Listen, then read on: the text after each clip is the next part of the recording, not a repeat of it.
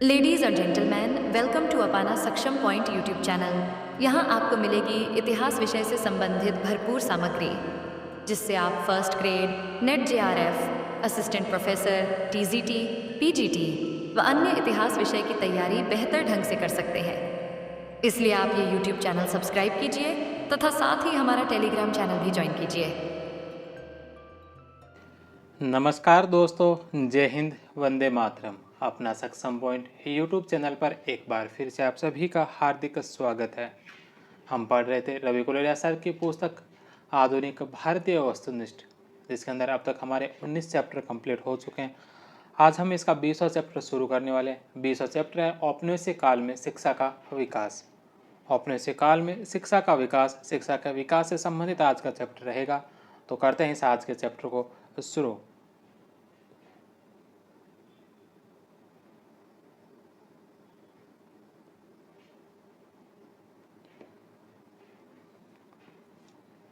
पहला प्रश्न है कि निम्नलिखित में से किस एक्ट के अंतर्गत शिक्षा को राज्य की जिम्मेदारी घोषित किया गया और शैक्षिक उद्देश्यों के लिए 1,00,000 रुपए की राशि तय की? कौन से एक्ट के अंतर्गत है जो शिक्षा को राज्य की जिम्मेदारी घोषित किया गया और शैक्षिक उद्देश्यों के लिए जो 1,00,000 रुपए की राशि तय की गई थी? तो यह की गई थी चार्टर एक्ट 1813। से नंबर ऑप्शन। नेक्स्ट क्वेश्चन है कि निम्नलिखित शिक्षण संस्थाओं और उनके स्थापना वर्षों को सम्मिलित कीजिए। निम्नलिखित शिक्षण संस्था और उनके स्थापना वर्ष। सबसे पहले नंबर पर हिंदू कॉलेज। हिंदू कॉलेज की स्थापना कब की गई थी? हिंदू कॉलेज की स्थापना की गई थी 1817 के अंदर। सेंट जोसेफ कॉलेज की स्थापना 1844 के अंदर है। मद्रास क्रिश्चियन कॉलेज की स्थापना की गई थी 1837 में। और बैप्टिस्ट मिशन कॉलेज की स्थापना की गई थी 1818 में। Hindu college 1817, Saint Joseph college 1844, Madras Christian college 1837 और Baptist mission college 1818। B, C, A और D the number option. Hindu college 1817 में कलकत्ता में राजा राम मोहन राय, डेविड हेयर और अलेक्जेंडर डफ के द्वारा। बैप्टिस्ट मिशन कॉलेज 1818 में सेरामपुर में सेराम मिशन के द्वारा। मद्रास क्रिश्चियन कॉलेज 1837 में स्कॉटिश मिशनरी जॉन एडरसन के द्वारा स्थापित जनरल असेंबली स्कूल की मद्रास क्रिश्चियन कॉलेज बना। सेंट जोसेफ कॉलेज जो 1844 में तिरुचिरापल्ली या त्रिची में fathers of society of Jesus Jesuit के द्वारा स्थापित की गई। नेक्स्ट क्वेश्चन है कि निम्नलिखित संस्थाओं का स्थापना का सही क्रम क्या है? निम्नलिखित संस्थाएं दे रखे 4 संस्थाएं, जिसमें Banaras Sanskrit college, Calcutta Madrasa, fort William college और एशियाटिक सोसाइटी ऑफ बंगाल। इनकी स्थापना कब कब हुई थी? क्रम वाइज लगाना है। सबसे पहले नंबर पर बनारस संस्कृत कॉलेज जिसकी स्थापना की गई थी 1791 के अंदर। दूसरे नंबर पर कलकत्ता मदरसा जिसे स्थापित किया गया था 1780 में। और फोर्ट विलियम कॉलेज की स्थापना की गई थी 1800 के अंदर। और एशियाटिक सोसाइटी ऑफ बंगाल की स्थापना हुई थी 1784 के अंदर, 1784 में। तो इसमें सबसे पहले नंबर पर जो आएगा कलकत्ता मदरसा जो 1780 का है। दूसरे नंबर पर एशियाटिक सोसाइटी ऑफ बंगाल 1784 का है। तीसरे नंबर पर बनारस संस्कृत कॉलेज 1791 का है। और चौथे नंबर पर फोर्ट विलियम कॉलेज जो 1800 ईस्वी में स्थापित हुई थी। तो इसमें 2, 4, 1 और 3 the number option. Calcutta Madrasa 1780 ईस्वी में वॉरेन हेस्टिंग्स के समय। एशियाटिक सोसाइटी ऑफ बंगाल 15 जनवरी 1784 को विलियम जोन्स के द्वारा। बनारस संस्कृत कॉलेज 1791 में जोनाथन डंकन के द्वारा। फोर्ट विलियम कॉलेज 1800 ईस्वी के अंदर लॉर्ड वेलेस्ली के द्वारा। Asiatic Society of Bombay, Asiatic Society of Bengal जो है यह 1784 का है। और एशियाटिक सोसाइटी ऑफ बॉम्बे जो 1804 का है। बंगाल और बॉम्बे में कन्फ्यूज मत होना। बंगाल पहले 1784 का है और इसके 20 साल बाद जो एशियाटिक सोसाइटी ऑफ बॉम्बे की स्थापना हुई थी 1804 के अंदर जेम्स मैकिन्टोश के द्वारा। नेक्स्ट क्वेश्चन है, नीचे 2 वक्तव्य दे रखे हैं, अभिकथन और दूसरा कारण। तो सबसे पहले नंबर पर अभिकथन है कि भारतीय राष्ट्रवाद के विकास में पाश्चात्य शिक्षा की महत्वपूर्ण भूमिका रही थी। भारतीय राष्ट्रवाद के विकास के अंदर पाश्चात्य शिक्षा की महत्वपूर्ण भूमिका रही थी। यह बात बिल्कुल सही है। दूसरा ऑप्शन है कि पाश्चात्य शिक्षा के लिए, इसके विकास के लिए पाश्चात्य शिक्षा ने इसके विकास के लिए सहायक इसके विकास के लिए सहायक एक समालोचनात्मक वार्तालाप का सृजन किया। पाश्चात्य शिक्षा ने इसके विकास के लिए सहायक और एक समालोचनात्मक वार्तालाप का सृजन किया था। तो दूसरा ऑप्शन भी सत्य है, तो ए और आर दोनों सही होंगे और आर ए की सही व्याख्या करता है, ए नंबर ऑप्शन। नेक्स्ट क्वेश्चन है कि तकनीकी शिक्षा प्रदान करने के लिए प्रथम राष्ट्रीय स्कूल की स्थापना किसने की और कहाँ की। तकनीकी शिक्षा प्रदान करने के लिए पहली राष्ट्रीय स्कूल की शिक्षा कहाँ की गई और किसके द्वारा स्थापित की गई, तो यह की गई थी तलेगांव में अब बीजापुर के द्वारा, बे नंबर ऑप्शन। नेक्स्ट क्वेश्चन है कि देशीय लोगों को शिक्षित करना हमारा नैतिक कर्तव्य है। देशीय लोगों को शिक्षित करना हमारा नैतिक कर्तव्य है, किसका कथन था, लॉर्ड मोइरा। फ्रांसीसी हेस्टिंग्स 1813 से 23 तक मोइरा का एर्ल था, इसलिए उसे लॉर्ड मोइरा भी कहा जाता था। नेक्स्ट क्वेश्चन है कि निम्नलिखित संगठनों में से विचार कीजिए और उन्हें सबसे पहले के बाद के क्रम में स्थापना वर्ष के अनुसार व्यवस्थित कीजिए। निम्नलिखित संगठनों पर विचार कीजिए और उन्हें सबसे पहले से बाद के क्रम में विस्थापित करना है। तो इसमें सबसे पहले किसकी स्थापना हुई थी, सबसे बाद में किसकी हुई थी, तो इसमें जो सबसे पहले नंबर पर जो आएगा, सबसे पहले नंबर पर इसमें आएगा आत्मसभा। आत्मसभा इसमें सबसे पहले नंबर पर आएगा। आत्मसभा की स्थापना 1815 के अंदर की गई थी। हिंदू कॉलेज कलकत्ता, हिंदू कॉलेज की स्थापना 1817 के अंदर। सेरामपुर कॉलेज की स्थापना 1818 के अंदर। पूना संस्कृत कॉलेज इसकी स्थापना की गई थी 1821 के अंदर। और कलकत्ता मेडिकल कॉलेज की स्थापना की गई थी 1835 के अंदर। तो इसमें पांचों ही जो ऑप्शन है ये सारों ही सुमिल क्रम वाइज ही स्थापित है। सबसे पहले Atmasabha 1815, Hindu college 1817, Serampore 1818, Poona Sanskrit college 1821, Calcutta medical college 1835। A B C D और A, C number option. Next question है कि डेक्कन एजुकेशन सोसाइटी की स्थापना किसके द्वारा की गई। डेक्कन एजुकेशन सोसाइटी की स्थापना किसके द्वारा की गई थी, जी आगरकर के द्वारा, C number option. Next question है कि 1851 ईस्वी में ज्योतिबा फूले और उसकी पत्नी ने किस स्थान पर महिलाओं का स्कूल खोला था। 1851 में ज्योतिबा फूले और उसकी पत्नी ने कौन से स्थान पर बालिकाओं के लिए स्कूल खोला था, तो यह स्कूल खोला था पूना के अंदर, सी नंबर ऑप्शन। बनारस में सेंट्रल हिंदू कॉलेज के संस्थापक कौन थे। बनारस के अंदर सेंट्रल हिंदू स्कूल के संस्थापक कौन थे, एनी बेसेंट। 1898 में एनी बेसेंट ने वाराणसी में केंद्रीय हिंदू स्कूल या महाविद्यालय स्थापित किया था। नेक्स्ट क्वेश्चन है कि 1800 ईस्वी में लॉर्ड वेलेस्ली ने प्रशासनिक सेवकों को प्रशिक्षण देने के लिए फोर्ट विलियम कॉलेज की स्थापना कहाँ की थी। 1800 ईस्वी के अंदर लॉर्ड वेलेस्ली के द्वारा प्रशासनिक सेवकों को प्रशिक्षण देने के लिए फोर्ट विलियम कॉलेज की स्थापना की गई थी। यह स्थापना कहाँ की गई थी, कलकत्ता के अंदर, C number option. Roorkee engineer college की स्थापना कब हुई थी। रुड़की इंजीनियर कॉलेज की स्थापना 1847 में। भारतीय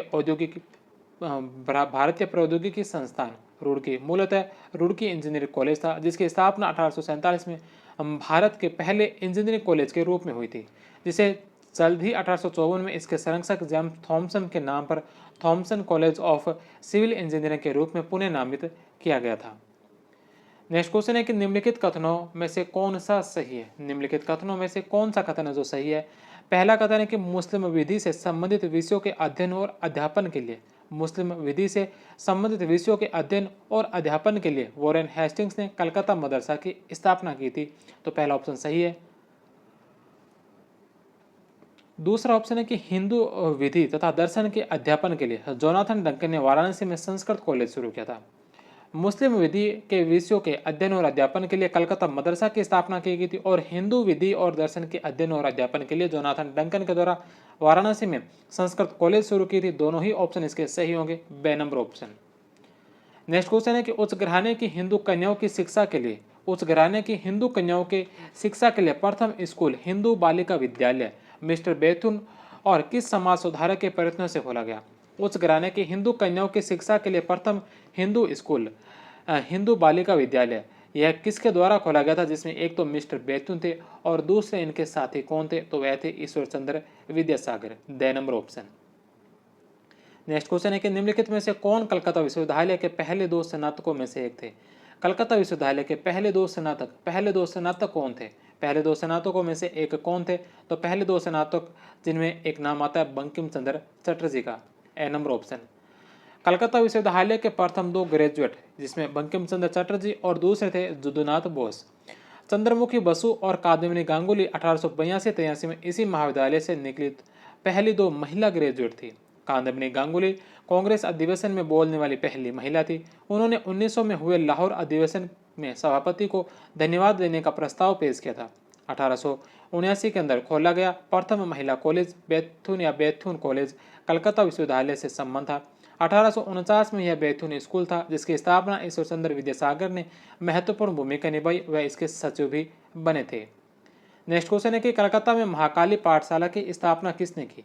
कलकत्ता के अंदर महाकाली पाठशाला, कलकत्ता में महाकाली पाठशाला की स्थापना किसके द्वारा की गई? महारानी तपस्विनी के द्वारा, द नंबर ऑप्शन। महारानी तपस्विनी के द्वारा 1893 में स्थापित इस पाठशाला का 1897 ईस्वी में स्वामी विवेकानंद ने दौरा किया था। नेक्स्ट क्वेश्चन है कि निम्नलिखित में से कौन सा कथन सही है? निम्नलिखित में से कौन सा कथन है जो सही है?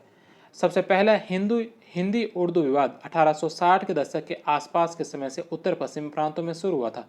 हिंदी उर्दू विवाद जो 1860 के दशक के आसपास है जो उत्तरी पश्चिमी प्रांतों में शुरू हुआ था। दूसरा कि इस आंदोलन ने 1893 में नागरिक प्रचारणी सभा की स्थापना के साथ अधिक तीव्रता पकड़ी थी। हिंदी देवनागरी लिपि में लिखी जाती थी, इसलिए इसमें संस्कृत शब्दों की बृहत्तर जिंदादिली रहती है। उर्दू फारसी लिपि में लिखी जाती है, उर्दू जो फारसी लिपि में लिखी जाती है, इसलिए इसमें अधिक फारसी और अरबी शब्द है। पांचवा ऑप्शन है कि उत्तर पूर्वी प्रांत की सरकार और अवध ने अप्रैल 1900 में एक प्रस्ताव के माध्यम से नागरिक के साथ संस्कृत को समान आधिकारिक दर्जा प्रदान किया था। तो अवध की सरकार ने अप्रैल 1900 के अंदर एक प्रस्ताव के माध्यम से नागरिक के साथ संस्कृत को समान आधिकारिक दर्जा प्रदान किया था। यह बात सही है, लेकिन इसके साथ अवध के साथ उत्तरी पूर्वी प्रांत की सरकार नहीं थी, बल्कि उत्तरी पश्चिमी प्रांत की सरकार थी। उत्तरी पश्चिमी प्रांत की सरकार और अवध की सरकार इन्होंने 1900 के अंदर एक प्रस्ताव पास किया जिसके माध्यम से नागरिक के साथ संस्कृत को समान आधिकारिक दर्जा प्रदान किया गया था। तो 5 नंबर ऑप्शन इसका गलत होगा। 1, 2, 3 और 4 सही है, बे नंबर ऑप्शन। उत्तरी पश्चिमी प्रांत और अवध में मैकडोनाल्ड की सरकार ने 1900 में नागरी लिपि को अरबी, फारसी, उर्दू के समान दर्जा देने का आदेश जारी किया था। नेक्स्ट क्वेश्चन है कि लॉर्ड कर्जन के शासन में विश्वविद्यालय शिक्षा के प्रशासन पर सरकारी नियंत्रण बढ़ा। लॉर्ड कर्जन के शासन के समय जो विश्वविद्यालय शिक्षा के प्रशासन पर सरकारी नियंत्रण बढ़ा था, तो पहला ऑप्शन सही है। दूसरा कि वह चाहता था कि शिक्षित भारतीय अंग्रेजी राज के प्रति वफादार हो। विश्वविद्यालय शिक्षा में जो लॉर्ड कर्जन के शासनकाल में विश्वविद्यालय शिक्षा के प्रशासन पर सरकारी नियंत्रण बढ़ा था और वह चाहता था कि शिक्षित भारतीय जो अंग्रेजी राज के प्रति वफादार हो। तो इसमें दोनों ही ऑप्शन सही है, ए और आर दोनों सही है, और आर ए की सही व्याख्या करता है, ए नंबर ऑप्शन। नेक्स्ट क्वेश्चन है, इसके अंदर भी एक कथन और दूसरा कारण दे रखा है, इनमें से हमें बताना है कि कौन सा इसमें सही है और कौन सा इसके अंदर गलत है। सबसे पहला है कि बंगाल की एस्थेटिक सोसाइटी की स्थापना वॉरेन हेस्टिंग्स के काल में हुई थी और उसने सर विलियम जोन्स के पक्ष में उक्त विद्युत संस्था की अध्यक्षता का प्रस्ताव अस्वीकार कर दिया था। बंगाल की एस्थेटिक सोसाइटी की जो स्थापना यह वॉरेन हेस्टिंग्स के काल में हुई थी और उसने सर विलियम जोन्स के पक्ष में उक्त विद्युत संस्था की अध्यक्षता का प्रस्ताव है जो अस्वीकार कर दिया था। तो पहला ऑप्शन बिल्कुल सही है। दूसरा कि वॉरेन हेस्टिंग्स स्वयं एक उद्भट विद्वान तथा प्राच्य विद्या का प्रखर संस्कृत समर्थक था, जो संस्कृत, फारसी व अरबी के अध्ययन को प्रोत्साहित करता था। तो दूसरा ऑप्शन की भी इसका जो सही है, लेकिन इन दोनों ऑप्शन का एक दूसरे से कोई संबंध नहीं है, इसलिए ए और आर दोनों सही है, लेकिन आर है जो ए की सही व्याख्या नहीं है, बे नंबर ऑप्शन। नेक्स्ट क्वेश्चन, इसके अंदर भी कथन और कारण दे रखे हैं, जिसमें पहला कथन है कि 1800 ईस्वी में प्रारंभ हुए फोर्ट विलियम कॉलेज का उद्देश्य है।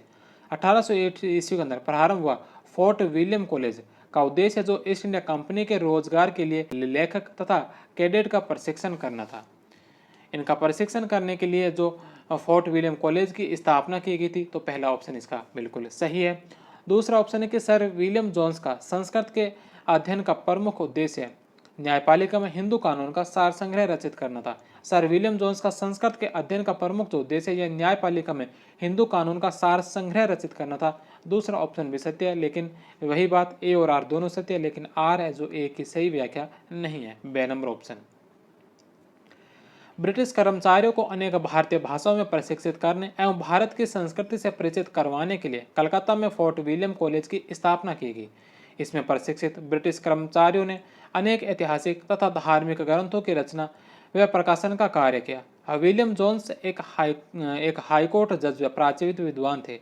संस्कृत के अध्यापन का उनका प्रमुख उद्देश्य न्यायपालिका में हिंदू कानून का सार संग्रह रचित करना था।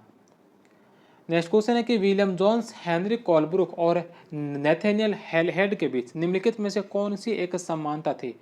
विलियम जोन्स, हेनरी कोलब्रुक और नेथेनियल हेलहेड के बीच निम्नलिखित में से कौन सी एक समानता थी? तो वे भाषा विज्ञानी थे जिन्होंने ईस्ट इंडिया कंपनी को दक्षिणी एशिया की संस्कृति का निर्वचन करने का प्रयास किया था। The number option. Next question है कि 18वीं सदी के अंत में भारत में अंग्रेजी भाषा शिक्षण व्यवस्था हेतु स्कूलों की श्रृंखला निर्माण हेतु विचार करने वाले प्रथम व्यक्ति कौन थे? 18वीं सदी के अंत में भारत में अंग्रेजी भाषा शिक्षण व्यवस्था हेतु स्कूलों के श्रृंखला निर्माण हेतु विचार करने वाले प्रथम व्यक्ति कौन थे? तो यह थे Charles grant. The number option. अंग्रेजी पढ़ाने के लिए स्कूलों का एक नेटवर्क स्थापित करने का विचार सबसे पहले कंपनी के एक सिविल सेवक चार्ल्स ग्रांट ने रखा था। उन्होंने 1792 में एक छोटा सा प्रचार ग्रंथ लिखा, ग्रेट ब्रिटेन के एशियाई लोगों के बीच समाज की स्थिति पर टिप्पणियां। अपनी टिप्पणी में उन्होंने पश्चिमी शिक्षा और मिशनरियों की स्वतंत्रता के लिए एक मामला बनाया। उन्होंने यह समझाने की कोशिश की कि भारतीय अज्ञानता से पीड़ित है और ईसाई धर्म और पश्चिमी शिक्षा भारतीयों में ज्ञान लेकर आएगी। ग्रांट ने इंग्लैंड लौटने पर हाउस ऑफ कॉमन्स और कोर्ट ऑफ डायरेक्टर्स को अपने विचार के लिए मनाने की कोशिश की, लेकिन सफलता नहीं मिली। 1793 में कंपनी चार्टर के नवीनीकरण के दौरान विल्बरफोर्स ने भारत में शिक्षकों और प्रचारकों की मुफ्त पहुंच की मांग करते हुए संसदीय विधेयक पेश किए। ब्रिटिश संसद ने हालांकि राजनीतिक और वित्तीय आधार पर विल्बरफोर्स प्रस्ताव को अस्वीकार कर दिया था। चार्ल्स ग्रांट को भारत में आधुनिक शिक्षा का जन्मदाता कहा जाता है। नेक्स्ट क्वेश्चन है कि भारत आने वाला पहला प्रोटेस्टेंट मिशनरी कौन था? भारत आने वाला पहला प्रोटेस्टेंट मिशनरी कौन था? Bartholomew. B number option. East India company के क्षेत्रों में काम करने वाले पहले प्रोटेस्टेंट मिशनरी होने का सम्मान डेनिस मिशन को जाता है। इस मिशन के प्रमुख अग्रदूतों में बार्थोलोम्यू जिगेनवाल्ग और हेनरिक प्लूत्सो ने 1706 में दक्षिण में एक डेनिश स्टेशन ट्रोंक्यूबार में अपनी गतिविधियां शुरू की थी। जिग्नेवाल्ग और उनके सहयोगी ने मिशनरी और शिक्षा क्षेत्र से संबंधित विभिन्न कार्य किए। 1713 में तमिल में एक प्रिंटिंग प्रेस की स्थापना की थी। 1716 में ट्रोंक्यूबार में शिक्षकों को प्रशिक्षित करने के लिए एक संस्थान खोला गया था।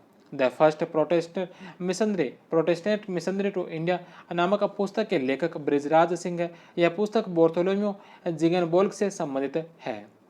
नेक्स्ट क्वेश्चन है कि लंदन के निकट हार्टफोर्ड में ईस्ट इंडिया कॉलेज की स्थापना किस वर्ष हुई और किस वर्ष उसे हेलीबारी ले जाया गया? तो किस वर्ष इसकी स्थापना हुई थी और हेलीबारी कब लेके गए थे? तो स्थापना 1805 में हुई थी और इसे हेलीबारी स्थानांतरित किया था 1809 के अंदर। ईस्ट इंडिया कंपनी या कॉलेज हेलीबारी व्यवस्था के तहत कोर्ट ऑफ डायरेक्टर्स द्वारा मनोनीत या चयनित उम्मीदवारों को भारतीय सिविल सेवा में प्रवेश से पूर्व 2 वर्ष तक प्रशिक्षित किया जाता था। नेक्स्ट क्वेश्चन है कि भारत में शिक्षा के प्रसार के लिए लंदन विश्वविद्यालय की तर्ज पर भारत में विश्वविद्यालयों का नेटवर्क बनाने का सर्वप्रथम प्रस्ताव किसके द्वारा लाया गया था? तो यह प्रस्ताव सबसे पहले किसके द्वारा कौन लेके आए थे? यह प्रस्ताव आया था वुड डिस्पेस 1854 के द्वारा। ए नंबर ऑप्शन। नेक्स्ट क्वेश्चन है कि अंग्रेजी भाषा को भारत में शिक्षा का माध्यम कब बनाया गया?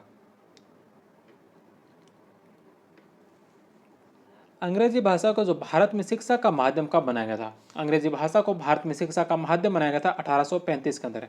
मेकाले मिनट्स के आधार पर लॉर्ड विलियम बेंटिक के समय अंग्रेजी भाषा को शिक्षा का माध्यम बनाया गया था। नेक्स्ट क्वेश्चन है कि भारतीय शिक्षा पर मिनट जिसके कारण अंग्रेजी शिक्षा अधिनियम 1835 बना। भारतीय शिक्षा पर मिनट जिसके कारण अंग्रेजी शिक्षा अधिनियम 1835 बना था। इन अंग्रेजी विद्वानों में से किसके द्वारा तैयार किया गया था? इन अंग्रेजी विद्वानों में से यह भारतीय शिक्षा मिनट जो किसके द्वारा तैयार किया गया था? तो यह किया गया था थॉमस मैकाले के द्वारा। C number option. Macaulay minutes के प्रमुख बिंदु: प्राच्य साहित्य एवं ज्ञान की शिक्षा निरर्थक है, पाश्चात्य साहित्य एवं ज्ञान की शिक्षा महत्वपूर्ण है, अंग्रेजी को शिक्षा का माध्यम बनाना आवश्यक है, उच्च वर्ग के लिए उच्च शिक्षा संस्थानों की व्यवस्था की जाती है, शिक्षा के क्षेत्र में धार्मिक तटस्थता की नीति अपनाई जानी चाहिए, अतः विद्यालयों में किसी भी धर्म की अनिवार्य शिक्षा नहीं दी जानी चाहिए। नेक्स्ट क्वेश्चन है कि मैकाले के विवरण पत्र को स्वीकृति प्रदान करते हुए 1835 में मैकाले के विवरण पत्र को स्वीकृति प्रदान करते हुए 1835 के अंदर बेंटिंग के द्वारा शिक्षा नीति की घोषणा के बाद लोक शिक्षा समिति से इस्तीफा देने वाले दो प्राच्यविद कौन थे? मैकाले के द्वारा विवरण पत्र को स्वीकृति प्रदान करते हुए 1835 में बेंटिंग के द्वारा शिक्षा नीति की घोषणा के बाद लोक शिक्षा समिति से इस्तीफा देने वाले दो प्राच्यविद कौन थे? कौन थे दो प्राच्यविद? तो यह थे, एक तो थे एच.टी. प्रिंसेप और दूसरे थे विलियम है मैकनागेट। 1 और 2 ए नंबर ऑप्शन। मैकाले मिनट्स को लॉर्ड विलियम बेंटिंग की स्वीकृति 2 फरवरी 1835 को गवर्नर बेंटिंग को मैकाले का विवरण पत्र प्राप्त हुआ। 7 मार्च 1835 को उनकी मुख्य सिफारिशों को स्वीकार करते हुए ब्रिटिश सरकार की नई शिक्षा नीति की घोषणा की गई थी। शिक्षा के लिए निर्धारित धनराशि का सर्वोत्कृष्ट प्रयोग केवल अंग्रेजी शिक्षा के लिए ही किया जा सकेगा। संस्कृत, अरबी और फारसी शिक्षण संस्थाओं को बंद नहीं किया जाएगा। उनके अध्यापकों के वेतन और छात्रों की छात्रवृत्तियों के लिए आर्थिक अनुदान यथावत रहेगा, लेकिन भविष्य में अनुदान और छात्रवृत्तियों पर विचार नहीं किया जाएगा। भविष्य में प्राच्य साहित्य के मुद्रण और प्रकाशन पर कोई खर्च नहीं किया जाएगा। इस मद से बचने वाली धनराशि को अंग्रेजी साहित्य और पाश्चात्य ज्ञान विज्ञान की शिक्षा पर खर्च किया जाएगा। हैरी थॉबे प्रिंसेप और विलियम मैकनागेट ने इसके विरोध में लोक शिक्षा समिति से इस्तीफा दिया था। नेक्स्ट क्वेश्चन है कि उत्तर पश्चिमी प्रांत के लेफ्टिनेंट गवर्नर जिन्होंने 1843 से 53 के दौरान ग्राम स्तर पर स्थानीय भाषा में शिक्षा देने हेतु नीति बनाई थी। उत्तरी पश्चिमी प्रांत के लेफ्टिनेंट गवर्नर जिन्होंने 1843 से 53 के दौरान ग्राम स्तर पर स्थानीय भाषा में शिक्षा देने हेतु नीति बनाई थी, कौन थे ये? तो ये थे जेम्स थॉमसन। बे नंबर ऑप्शन। नेक्स्ट क्वेश्चन है कि सर चार्ल्स वुड जिन्होंने 1854 के एजुकेशन डिस्पैच का मसौदा तैयार किया था, वह उस समय वो थे बोर्ड ऑफ कंट्रोल के अध्यक्ष। चार्ल्स वुड जिन्होंने 1854 में एजुकेशन डिस्पैच, जिसे वुड डिस्पैच भी कहा जाता है, का मसौदा तैयार किया था, यह उस समय बोर्ड ऑफ कंट्रोल के अध्यक्ष थे। C number option. Next question है कि वुड डिस्पैच के संबंध में निम्नलिखित में से कौन से कथन सत्य हैं? यहाँ पर 3 कथन दे रखे हैं, इनमें से कौन से कथन है जो वुड डिस्पैच से संबंधित सत्य है? पहला कि सहायता अनुदान व्यवस्था ग्रांट्स इन एड शुरू की गई। सहायता अनुदान व्यवस्था शुरू की गई थी वुड डिस्पैच के अंतर्गत। विश्वविद्यालयों की स्थापना की सिफारिश की गई। वुड डिस्पैच में विश्वविद्यालयों की स्थापना की भी सिफारिश की गई। शिक्षा के सभी स्तरों पर शिक्षण माध्यम के रूप में अंग्रेजी की सिफारिश की। तो 3 नंबर ऑप्शन गलत है। सभी स्तरों पर अंग्रेजी की सिफारिश नहीं की गई थी। अंग्रेजी की जो सिफारिश की गई थी है उच्च शिक्षा में की गई थी। प्रारंभिक जो शिक्षा है, प्रारंभिक शिक्षा में स्थानीय भाषा का ही जिक्र किया गया था। तो जो उच्च शिक्षा है, सिर्फ उच्च शिक्षा पर ही अंग्रेजी की शिक्षा की सिफारिश की गई थी, सभी स्तर पर नहीं था। इसलिए 3 नंबर ऑप्शन गलत होगा। 1 और 2 सही है, ए नंबर ऑप्शन। नेक्स्ट क्वेश्चन है कि निम्नलिखित नीति दस्तावेजों में किसे भारत में पाश्चात्य शिक्षा पद्धति का मैग्ना कार्टा कहा जाता है? निम्नलिखित नीति दस्तावेजों में किसे जो भारत में पाश्चात्य शिक्षा पद्धति का मैग्ना कार्टा कहा जाता है? तो यह कहा जाता है भारतीय शिक्षा आयोग की रिपोर्ट 1882 को। B number option. Board of control के अध्यक्ष चार्ल्स वुड ने 1854 में भारतीय शिक्षा पर 100 अनुच्छेदों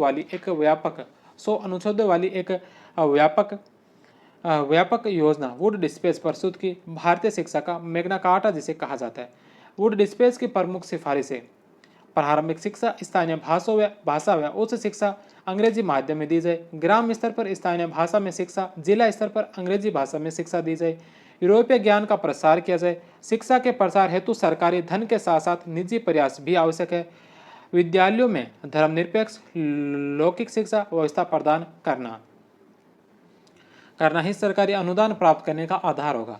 उक्त विद्यालयों का स्थानीय योग्य व्यक्तियों द्वारा प्रबंध व छात्रों से अल्प शुल्क की व्यवस्था की गई। धार्मिक शिक्षा अनिवार्यता न होकर स्वैच्छिक धार्मिक शिक्षा ही दी जाएगी। धर्मनिरपेक्षता पर बल दिया गया। महिला शिक्षा पर बल दिया गया। ऐसे संस्थानों को सरकारी सहायता में प्राथमिकता दी गई। विश्वविद्यालयों की स्थापना घोषणा पत्र में कलकत्ता, बम्बई और मद्रास में विश्वविद्यालय खोलने की सिफारिश की गई। लंदन विश्वविद्यालय की तर्ज पर इन विश्वविद्यालयों में कुलपति, उपकुलपति तथा अधि सदस्य की व्यवस्था हो जो सीनेट का गठन करे। ये विश्वविद्यालय महाविद्यालयों को संबद्धता प्रदान करे। इन विश्वविद्यालयों में संस्कृत, अरबी तथा फारसी तथा साहित्य के अध्ययन की व्यवस्था भी की जाए। जीवन के सभी अंगों के लिए लाभदायक एवं व्यवहारिक शिक्षा दी जाए। अंग्रेजी शिक्षा को नौकरी के लिए अनिवार्य योग्यता बनाया जाए। शिक्षा के सुचारू संचालन के लिए जन शिक्षा विभाग की स्थापना का सुझाव दिया जाए। पांच प्रांत जिनमें बम्बई, मद्रास, बंगाल, पंजाब, उत्तरी पश्चिमी प्रांत में 1855 में निदेशकों के अधीन जन या लोक शिक्षा विभाग का गठन किया जाए। शिक्षा का श्रेणीकरण करते हुए प्राथमिक, मिडिल, हाई स्कूल, कॉलेज तथा विश्वविद्यालय स्तर निर्धारित किए जाए। व्यावसायिक शिक्षा के विकास के लिए रोजगार प्रदान करने के लिए व्यावसायिक संस्थान खोले जाए। प्राचीन भारतीय साहित्य, अरबी, फारसी, संस्कृत भाषा के अध्ययन विकास के लिए अनुवाद पुस्तक, लेख, मुद्रण एवं प्रकाशन किया जाए। अध्यापकों को प्रशिक्षण दिया जाए। नेक्स्ट क्वेश्चन है कि वुड डिस्पैच की सिफारिशों के अनुसार कलकत्ता, बम्बई और मद्रास में विश्वविद्यालय किस वर्ष स्थापित किए जाए। वुड डिस्पैच की सिफारिशों के अनुसार कलकत्ता, बम्बई और मद्रास में विश्वविद्यालय जो किस वर्ष स्थापित किए गए थे, तो यह किए गए थे 1857 में। द नंबर ऑप्शन कलकत्ता विश्वविद्यालय 24 जनवरी 1857 को पहले चांसलर लॉर्ड कैनिंग, पहले वाइस चांसलर इसके जेम्स विलियम कॉलविल बने थे। पहले भारतीय वायसराय गुरदास बनर्जी 1890 में बने थे। बम्बई विश्वविद्यालय जिसकी स्थापना 18 जुलाई 1857 को की गई, इसके पहले वाइस चांसलर जॉन विल्सन थे। इसके प्रथम भारतीय वायसराय केटी तेलंग थे। बम्बई विश्वविद्यालय की पहली महिला ग्रेजुएट कॉर्नेलिया सोराबाजी थी, जो 1888 में यहाँ से ग्रेजुएट की थी। बाद में ऑक्सफोर्ड में पढ़ने वाली भी यह भारतीय महिला बनी थी। मद्रास विश्वविद्यालय की स्थापना 5 सितंबर 1857 को की गई और इसके पहले वाइस चांसलर जो क्रिस्टोफर रॉलिंसन बने थे। नेक्स्ट क्वेश्चन है कि उच्च शिक्षा का माध्यम इंग्लिश हो मगर प्रारंभिक एवं माध्यमिक शिक्षा का माध्यम देसी भाषा हो, यह सिफारिश किसके द्वारा की गई थी। उच्च शिक्षा का माध्यम अंग्रेजी बताया और प्रारंभिक और माध्यमिक शिक्षा का जो माध्यम है यह देसी भाषा हो। यह सिफारिश किसके द्वारा की गई थी, वुड डिस्पैच में। बे नंबर ऑप्शन। नेक्स्ट क्वेश्चन है कि हंटर आयोग के संबंध में निम्नलिखित में से कौन से कथन है जो सही है। हंटर आयोग से संबंधित कौन कौन से कथन सत्य है। पहला कि इसका गठन वुड डिस्पैच की समीक्षा के लिए 1882 में किया गया था। इसका जो गठन है यह वुड डिस्पैच की समीक्षा के लिए 1882 के अंदर किया गया था। आयोग में कुल 20 सदस्य थे। हंटर आयोग के अंदर कुल 20 सदस्य थे। BL राइस इसके सचिव थे। सैयद अहमद खान भी आयोग के सदस्य थे। तो इसमें चारों ही ऑप्शन है जो इसके सही होंगे। The number option. हंटर आयोग 1882 लॉर्ड रिपन के काल में गठित भारत के प्रथम शिक्षा आयोग की रिपोर्ट में कुल 200 अनुच्छेद थे। इसके अध्यक्ष WW हंटर थे। विलियम विल्सन हंटर सचिव इसके BL राइस थे। कुल इसमें 20 सदस्य थे। भारतीय सदस्य इसके अंदर सैयद अहमद खां, आनंद मोहन बोस, केटी तेलंग, जितेंद्र मोहन टैगोर, रंगनाथ मुदालिर, हाजी गुलाम हुसैन और भूदेव मुखर्जी थे। इसके गठन का उद्देश्य क्या था, तो इसके जो उद्देश्य थे यह थे भारतीय प्राथमिक शिक्षा की स्थिति का आकलन करना तथा इसके सुधारों के लिए सुझाव देना, शिक्षा के क्षेत्र में मिशनरियों के काम का मूल्यांकन करना, यह पता लगाना कि क्या सरकारी संस्थाओं को जारी रहने दिया जाना चाहिए, अनुदान सहायता प्रणाली की उपयोगिता का आकलन करना। आयोग का मुख्य उद्देश्य प्राथमिक शिक्षा की समस्याओं का अध्ययन करना तथा इसके सुधारों के लिए उपाय सुझाना था। लेकिन आयोग ने माध्यमिक और उच्च शिक्षा से संबंधित मामलों पर भी गौर करना चुना था। प्रमुख इसकी सिफारिश है प्राथमिक शिक्षा को जनसाधारण की शिक्षा माना जाए। प्राथमिक शिक्षा मातृभाषा के माध्यम से ही दी जानी चाहिए। एक संभागीय निरीक्षक के अधीन शिक्षकों के प्रशिक्षण के लिए कम से कम एक सामान्य विद्यालय होना चाहिए। प्रारंभिक शिक्षा का प्रबंधन और पर्यवेक्षण स्थानीय बोर्ड या जिला बोर्ड को सौंपा जाना चाहिए। प्राथमिक शिक्षा आम लोगों के व्यवहारिक जीवन से जुड़ी होनी चाहिए। शैक्षणिक रूप से पिछड़े या आदिवासी क्षेत्रों के प्राथमिक विद्यालयों को अनुदान सहायता प्रणाली दी जानी चाहिए। शिक्षकों की नियुक्ति जिला प्राधिकारी द्वारा की जानी चाहिए तथा सरकार द्वारा अनुमोदित होनी चाहिए। सरकार को माध्यमिक शिक्षा की जिम्मेदारी पूरी तरह भारतीयों को सौंप देनी चाहिए तथा केवल कुछ कठिनाइयों को दूर करने के लिए वित्तीय अनुदान दिया जाना चाहिए। आयोग ने माध्यमिक शिक्षा में अप्रत्यक्ष रूप से शिक्षा के माध्यम के रूप में अंग्रेजी की वकालत की थी तथा इसके लिए मातृभाषा के दावे को नजरअंदाज किया था। माध्यमिक शिक्षा पाठ्यक्रम को दो भागों में बांटा जाए। माध्यमिक शिक्षा के पाठ्यक्रम को दो भागों में बांटा जाए, जिसमें पहले भाग में साहित्यिक विज्ञान विषय और दूसरे भाग में व्यावसायिक विषय हो। सरकार को उच्च शिक्षा से खुद को अलग कर लेना चाहिए।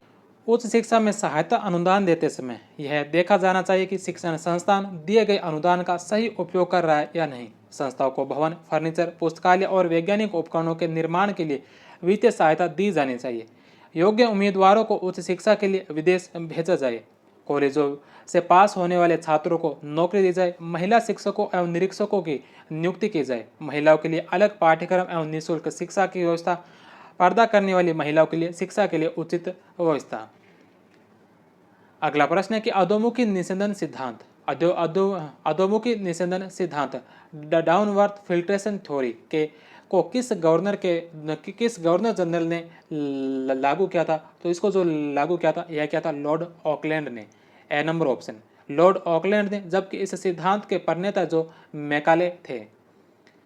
नेक्स्ट क्वेश्चन है कि कलकत्ता विश्वविद्यालय आयोग ने निम्नलिखित में से कौन सी सिफारिश नहीं की थी? कलकत्ता विश्वविद्यालय आयोग ने निम्नलिखित में से कौन सी सिफारिश इसमें से नहीं की थी? कलकत्ता विश्वविद्यालय आयोग के द्वारा की गई सिफारिश है जिसमें ढाका में आवासीय विश्वविद्यालय की स्थापना सम्मिलित थी। योग्य विद्यार्थियों के लिए ऑनर्स पाठ्यक्रम की शुरुआत की बात की गई। विद्यार्थियों के शारीरिक विकास हेतु निदेशक शारीरिक शिक्षा की नियुक्ति की गई।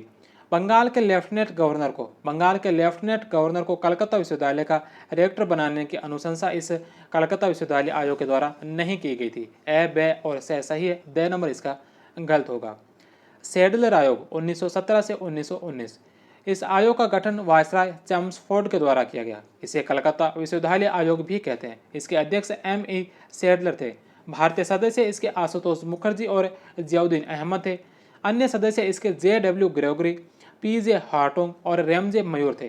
प्रमुख इसकी सिफारिशें कलकत्ता विश्वविद्यालय के कार्यभार को कम करने के लिए ढाका में आवासीय विश्वविद्यालय की स्थापना करना। 1921 में यह विश्वविद्यालय स्थापित किया गया। विश्वविद्यालय स्वायत्त, आवासीय एवं एकांत स्थानों पर हो। व्यावसायिक विश्वविद्यालय भी खोले जाए।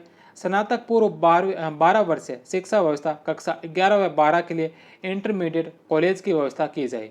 12वीं के बाद 3 वर्षीय स्नातक जिसमें पास कोर्स और ऑनर्स का विकल्प हो। विद्यार्थियों के शारीरिक विकास हेतु निदेशक शारीरिक शिक्षा की नियुक्ति की जाए। मुस्लिम समाज की शिक्षा हेतु विशेष प्रयास किए जाए। मुस्लिम बालिकाओं के लिए शिक्षा हेतु पर्दा स्कूलों की स्थापना की जाए। नेक्स्ट क्वेश्चन है कि 1937 में गांधी जी ने एक योजना विकसित की। 1937 में गांधी जी ने एक योजना विकसित की जिसे बुनियादी राष्ट्रीय शिक्षा की वर्धा योजना के नाम से जाना जाता है। बुनियादी राष्ट्रीय शिक्षा की वर्धा योजना के नाम से जाना जाता है। वर्धा योजना की सिफारिश को लागू करने के लिए निम्नलिखित में से किसकी अध्यक्षता में एक समिति गठित की गई थी? 1937 के अंदर गांधी जी ने एक योजना विकसित की जिसे बुनियादी राष्ट्रीय शिक्षा की वर्धा योजना के नाम से जाना जाता है। वर्धा योजना की सिफारिश को लागू करने के लिए निम्नलिखित में से किसकी अध्यक्षता में एक समिति गठित की गई थी? तो यह समिति गठित की गई थी जाकिर हुसैन की अध्यक्षता में। स नंबर ऑप्शन। बुनियादी शिक्षा की वर्धा योजना 1937 में गांधी जी ने वर्धा में अखिल भारतीय शिक्षा सम्मेलन में बुनियादी शिक्षा की वर्धा योजना प्रस्तुत की। वर्धा बुनियादी शिक्षा योजना के प्रस्ताव के आधार पर योजना तैयार करते हुए डॉक्टर जाकिर हुसैन समिति का गठन किया गया। 1938 में कांग्रेस के हरिपुरा अधिवेशन में बुनियादी शिक्षा की वर्धा रिपोर्ट स्वीकार की गई। इसकी प्रमुख सिफारिशें थे कि बच्चों को 7 साल तक 7 वर्ष से लेकर 14 वर्ष तक की आयु में मातृभाषा में निःशुल्क और अनिवार्य शिक्षा दी जाए। अध्यापकों को प्रशिक्षण दिया जाए। कताई बुनाई सिखाना एवं अन्य हस्तशिल्प सिखाना। अंग्रेजी का कोई स्थान नहीं। शारीरिक श्रम पर बल देने की बात की गई थी। नेक्स्ट क्वेश्चन है कि किसने कहा था कि भारत में ब्रिटिशर्स को मानव प्रजाति के ऐसे लोगों से निपटना होता है जिनको बदलने में काफ़ी समय लगता है, जो धार्मिक पूर्वाग्रहों एवं पुरानी परंपराओं से जकड़े हुए हैं। किसने कहा था कि भारत में ब्रिटिशर्स को मानव प्रजाति के ऐसे लोगों से निपटना होता है जिनको बदलने में काफ़ी समय लगता है, जो धार्मिक पूर्वाग्रह तथा पुरानी परंपराओं में जकड़े हुए होते हैं। तो यह बात किसके द्वारा की गई? सर चार्ल्स वुड के द्वारा। चार्ल्स वुड का ही एक अन्य प्रसिद्ध कथन है कि मैं चाहता हूं कि अलग अलग रेजिमेंटों में प्रतिस्पर्धी भावना रहे, ताकि आवश्यकता पड़ने पर सिख, हिंदू और गोरखा उन दोनों पर बिना हिचक गोली दाग सके। नेक्स्ट क्वेश्चन है कि निम्नलिखित घटनाओं को कालक्रम अनुसार व्यवस्थित कीजिए। सबसे पहले नंबर पर हार्टोंग समिति। हार्टोंग समिति की स्थापना कब हुई थी? हार्टोंग समिति गठित कब की गई थी? तो यह समिति गठित की गई थी 1929 के अंदर। दूसरे नंबर पर चार्ल्स वुड का डिस्पैच। वुड डिस्पैच कब आया था? तो वुड डिस्पैच 1854 का। सार्जेंट योजना कब किया? तो सार्जेंट योजना 1944 की। और सैडलर कमीशन कब का? सैडलर कमीशन 1917 से लेकर 1919 तक। 1917 से 1919 1917 से 1919। तो इसमें सबसे पहले नंबर पर जो आएगा यह आएगा चार्ल्स वुड का डिस्पैच 1854 का है। दूसरे नंबर पर इसमें आएगा सैडलर कमीशन, फिर हार्टोंग समिति और फिर सार्जेंट योजना। बी सी ए और D the number option. Next question है कि निम्नलिखित में से कौन सा युग्म सुमेलित नहीं है? निम्नलिखित में से कौन सा युग्म है जो सुमेलित नहीं है? सबसे पहला वुड डिस्पैच कब आया था? 1854 में। हंटर कमीशन कब गठित किया गया था? तो हंटर कमीशन गठित किया गया था 1882-83 में। सैडलर यूनिवर्सिटी कमीशन कब आया था? तो सैडलर यूनिवर्सिटी कमीशन आया था 1917 के अंदर। सैडलर कमीशन 1917 से 1919। और हार्टोंग शिक्षा समिति की स्थापना की गई थी 1929 में। तो ए, बे और दे सही है, 6 नंबर इसका गलत होगा। 1854 में वुड डिस्पैच, 1882 में हंटर कमीशन, 1917 में सैडलर आयोग और 1929 के अंदर जो हार्टोंग समिति। नेक्स्ट क्वेश्चन है कि निम्नलिखित में से कौन 1929 की हार्टोंग समिति का सदस्य नहीं था? निम्नलिखित में से कौन है जो 1929 की हार्टोंग समिति का सदस्य नहीं था? इनमें से हार्टोंग समिति का सदस्य कौन नहीं था?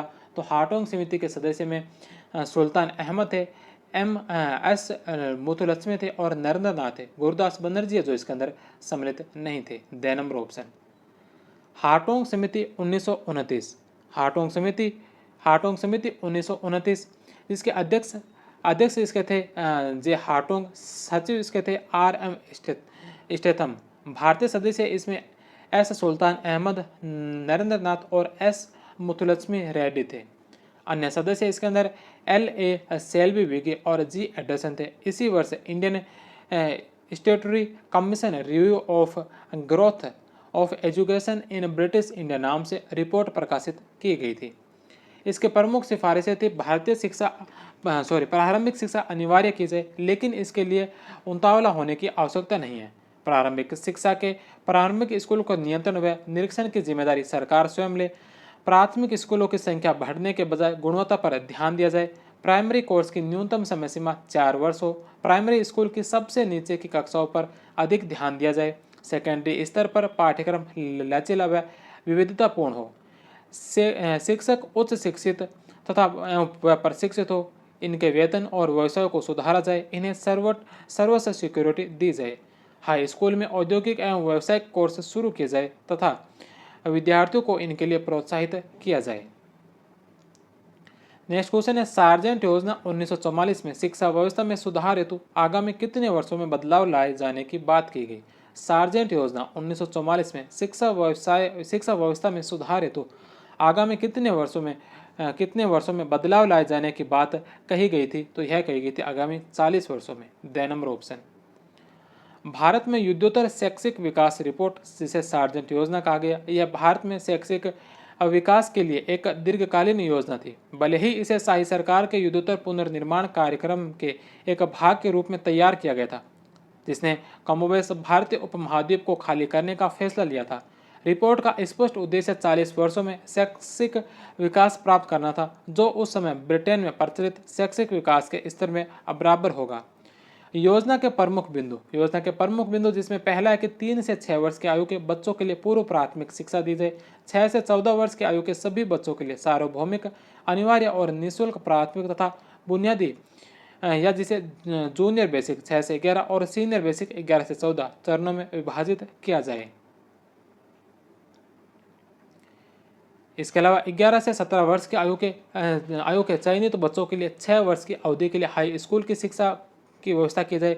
चयनित विद्यार्थियों के लिए उच्चतर माध्यमिक परीक्षा के बाद शुरू होने वाला 3 वर्षीय विश्वविद्यालय पाठ्यक्रम निर्धारित किया जाए। पूर्णकालिक और अंशकालिक विद्यार्थियों के लिए तकनीकी, व्यावसायिक और कला शिक्षा दी जाए। लगभग 3 वर्षों के वयस्क निरक्षरता का उन्मूलन और सार्वजनिक पुस्तकालय प्रणाली का विकास किया जाए। योजना के कार्यान्वयन और निरंतरता के लिए आवश्यक शिक्षकों के समुचित प्रशिक्षण का पूर्व प्रावधान किया गया। अनिवार्य शारीरिक शिक्षा का आयोजन, उपचार के बाद चिकित्सा निरीक्षण, कुपोषित बच्चों के लिए दूध और मध्याह्न भोजन का प्रावधान किया गया। रोजगार ब्यूरो के निर्माण का प्रावधान था। शारीरिक और मानसिक रूप से विकलांग बच्चों की शिक्षा का प्रावधान और काफ़ी उदार पैमाने पर सामाजिक और मनोरंजन गतिविधियां करने का प्रावधान इसमें किया गया था।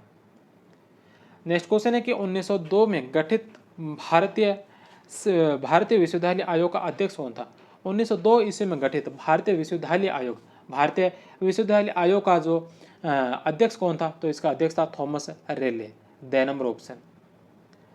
रेले कमीशन 1902 लॉर्ड कर्जन के समय विश्वविद्यालय आयोग रेले आयोग की स्थापना हुई, जिसके अध्यक्ष थॉमस रेले थे। सचिव इसके आर नाथन थे। भारतीय सदस्य इसमें सैयद हुसैन बिलग्रामी और गुरुदास बनर्जी थे। इसके अन्य सदस्य जेपी हॉवेट, अलेक्जेंडर पैडलर और डी मैकिचान, एच.जी. बोर्ने थे। 1904 में रेले कमीशन की सिफारिश पर इंडियन यूनिवर्सिटी एक्ट पारित हुआ। इसे विश्वविद्यालय पर सरकार का नियंत्रण बढ़ गया। इसके प्रमुख बिंदु विश्वविद्यालय में अध्यायों की संख्या कम कर ज्यादातर सरकार द्वारा मनोनीत हो।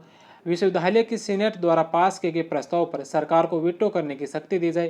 विश्वविद्यालय की क्षेत्रीय सीमाओं के निर्धारण का अधिकार गवर्नर जनरल के पास हो। नेक्स्ट क्वेश्चन है कि निम्नलिखित में से किसने 1904 के विश्वविद्यालय अधिनियम की आलोचना करते हुए टिप्पणी की थी? निम्नलिखित में से किसने 1904 के विश्वविद्यालय अधिनियम की आलोचना करते हुए टिप्पणी की थी कि भारतीय विश्वविद्यालय दुनिया के सर्वाधिक सरकारी संस्थानों में से एक बन गए?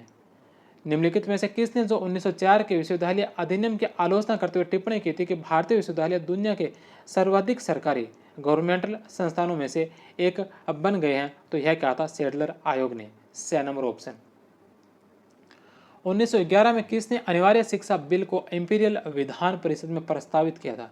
अनिवार्य शिक्षा बिल को इंपीरियल विधान परिषद में किसके द्वारा प्रस्तावित किया गया था? गोपाल कृष्ण गोखले के द्वारा। गोपाल कृष्ण गोखले ने यह प्रस्ताव इंपीरियल विधान परिषद में रखा, लेकिन यह पारित नहीं हुआ। 1913 में इस प्रस्ताव को कई प्रांतों में स्वीकार किया गया। 1913 के इस शिक्षा नीति में निरक्षरता उन्मूलन का लक्ष्य रखा गया। प्रांतों में निःशुल्क प्राथमिक शिक्षा देने की दिशा में कार्य करने को कहा गया। प्रत्येक प्रांत में एक विश्वविद्यालय की स्थापना का निर्णय लिया गया। नेक्स्ट क्वेश्चन है कि 1830 के दशक में बंगाल और बिहार में देसी भाषा में शिक्षा की अवस्था पर तैयार हुई 3 रिपोर्ट्स का लेखक कौन था? 1830 के दशक में बंगाल और बिहार में देसी भाषा के शिक्षा की अवस्था पर तैयार हुई 3 रिपोर्ट्स का लेखक कौन था? तो इसका लेखक था विलियम एडम्स की ये रिपोर्टें 1835 में, 1837 में और 1838 में तैयार हुई थी। नेक्स्ट क्वेश्चन है कि शिक्षा समाज के उच्च वर्ग को दी जाए। इस वर्ग के शिक्षित होने पर शिक्षा का प्रभाव छनकर निचले वर्गों तक पहुंच जाएगा। शिक्षा जो समाज के उच्च वर्ग को दी जाए, शिक्षा समाज के उच्च वर्ग को दी जाए, इसका प्रभाव जो है शिक्षा का प्रभाव छन कर निचले वर्गों तक पहुंच जाएगा। इसे कहा जाता है, इसे क्या कहा जाता है? तो इसे कहा जाता है अधोमुखी निषेधन सिद्धांत। ए नंबर ऑप्शन। मैकाले ने लगभग इसी सिद्धांत पर काम किया था। सरकारी नीति के रूप में इस सिद्धांत का क्रियान्वयन लॉर्ड ऑकलैंड के द्वारा किया गया था। नेक्स्ट क्वेश्चन है कि एचएसएन आयोग 1886 को किन सुधारों के लिए नियुक्त किया गया? एचएसएन आयोग 1886 में कौन से सुधारों के लिए नियुक्त किया गया था? तो एचएसएन आयोग को नियुक्त किया गया था भारतीय सिविल सेवा में सुधारों के लिए। सिविल सेवा में उचित संरचना देने का पहला प्रयास सर चार्ल्स एचएसएन के द्वारा 1886 के अधीन एक गठित आयोग के द्वारा किया गया, जिसकी प्रमुख सिफारिशें थी अनुबंधित सिविल सेवा कन्वर्टेड सिविल सर्विस का नाम बदलकर भारतीय सिविल सेवा कर दिया जाए। सिविल सेवा को 3 श्रेणियों में विभाजित किया जाए: भारतीय सिविल सेवा, प्रांतीय सिविल सेवा और अधीनस्थ सिविल सेवा। उच्च आरक्षित पदों का छठा हिस्सा प्रांतीय सिविल सेवा के लिए खोला जाए। सिविल सेवा प्रवेश हेतु अधिकतम आयु सीमा को बढ़ा दिया जाए। नेक्स्ट क्वेश्चन है कि भारत में अंग्रेजी शिक्षा को आगे बढ़ाने के निम्नलिखित में से किसने यह विनियम प्रारंभ किया। भारत में अंग्रेजी शिक्षा को आगे बढ़ाने के लिए निम्नलिखित में से किसने यह विनियम प्रारंभ किया था कि सभी लोक सेवाएं एक शिक्षा परिषद काउंसिल ऑफ एजुकेशन द्वारा कराई गई मुक्त प्रतियोगिता परीक्षा से भरी जाए और अंग्रेजी के ज्ञान को वरीयता दी जाए। तो यह बात किसके द्वारा की गई थी? लॉर्ड हार्डिंग के द्वारा। C number option. Next question है कि निम्नलिखित प्रतिष्ठानों को उनके स्थापना वर्ष के अनुसार क्रमवाइज स्थापित कीजिए। निम्नलिखित प्रतिष्ठानों को उनके स्थापना वर्ष के अनुसार क्रमवाइज स्थापित कीजिए। सबसे पहले नंबर पर इसमें Indian association for the cultivation of science.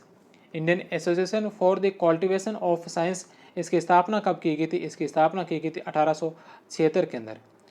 दूसरे नंबर पर है society for the acquisition of general knowledge. Society for the acquisition of the general knowledge की स्थापना यह स्थापित कब हुआ था? 1838 में। बिहार साइंटिफिक सोसाइटी की स्थापना 1868 के अंदर। और अलीगढ़ साइंटिफिक सोसाइटी की स्थापना की गई थी 1864 के अंदर। तो इसमें सबसे पहले नंबर पर जो आएगा, यह सबसे पहले नंबर पर आएगा society for the acquisition of general knowledge, जो 1838 में स्थापित है। दूसरे नंबर पर अलीगढ़ साइंटिफिक सोसाइटी, जो 1864 में। तीसरे नंबर पर आएगा बिहार साइंटिफिक सोसाइटी 1868 में। और चौथे नंबर पर इसमें आएगा Indian association for the cultivation of science, जो 1876 में है। 2, 4, 3 और 1 B number option. Society for the exhibition of general knowledge 1838 में यंग बंगाल ग्रुप के द्वारा। अलीगढ़ साइंटिफिक सोसाइटी की स्थापना 1864 में सैयद अहमद खान के द्वारा। बिहार साइंटिफिक सोसाइटी की स्थापना 1868 में इमदाद अली के द्वारा। Indian association for the cultivation of science की स्थापना 1876 में महेंद्र लाल सरकार के द्वारा की गई थी। नेक्स्ट क्वेश्चन है कि निम्नलिखित पर विचार कीजिए और उन्हें पहले से बाद के क्रम में अव्यवस्थित कीजिए। तो इसमें सबसे पहले नंबर पर इसमें जो आएगा, यह आएगा society for translating European sciences की स्थापना। दूसरे नंबर पर इसमें आएगा society for the acquisition of general knowledge की स्थापना, जिसकी स्थापना 1838 के अंदर की गई थी। तीसरे नंबर पर इसमें आएगा बनारस डिबेटिंग क्लब की स्थापना। बनारस डिबेटिंग क्लब की स्थापना यह की गई थी 1863 के अंदर। चौथे नंबर पर इसमें आएगा अलीगढ़ साइंटिफिक सोसाइटी की स्थापना। अलीगढ़ साइंटिफिक सोसाइटी की स्थापना 1864 में। और सबसे अंत में इसमें जो आएगा, यह आएगा बिहार साइंटिफिक सोसाइटी की स्थापना। बिहार साइंटिफिक सोसाइटी की स्थापना, इसकी स्थापना की गई थी 1868 के अंदर। तो इसमें C, E, B, D और A 6 number option. Next question है कि एक शोध प्रपत्र पढ़ा जा रहा था जो निम्नलिखित में से किस कॉलेज में उसके प्राचार्य D.L. रिचर्डसन और society for the acquisition of general knowledge के छात्र प्रेसिडेंट के बीच टकरा हुआ। एक शोध प्रपत्र पढ़ा जा रहा था जो निम्नलिखित में से कौन से कॉलेज में उसके प्राचार्य D.L. रिचर्डसन और society for the acquisition of general knowledge के छात्र प्रेसिडेंट के बीच टकराव हुआ था? तो यह था हिंदू कॉलेज कलकत्ता में, बे नंबर ऑप्शन। कलकत्ता के हिंदू कॉलेज में फरवरी 1843 के अंदर इसी कॉलेज के एक छात्र ताराचंद चक्रवर्ती की अध्यक्षता में आयोजित society for the exhibition of general knowledge की एक बैठक में दक्षिणारंजन मुखोपाध्याय द्वारा बंगाल में ईस्ट इंडिया कंपनी की मौजूदा न्याय और पुलिस व्यवस्था के बारे में दिए गए भाषण के दौरान वहां मौजूद हिंदू कॉलेज के प्राचार्य D.L. रिचर्डसन ने उन्हें टोकते हुए कहा कि वह इन जगह को राजद्रोह की मांग में बदलने की अनुमति नहीं दे सकते। ताराचंद चक्रवर्ती ने रिचर्डसन के वक्तव्य को सोसाइटी की गरिमा के खिलाफ बताया और उन्हें माफी मांगने के लिए कहा गया।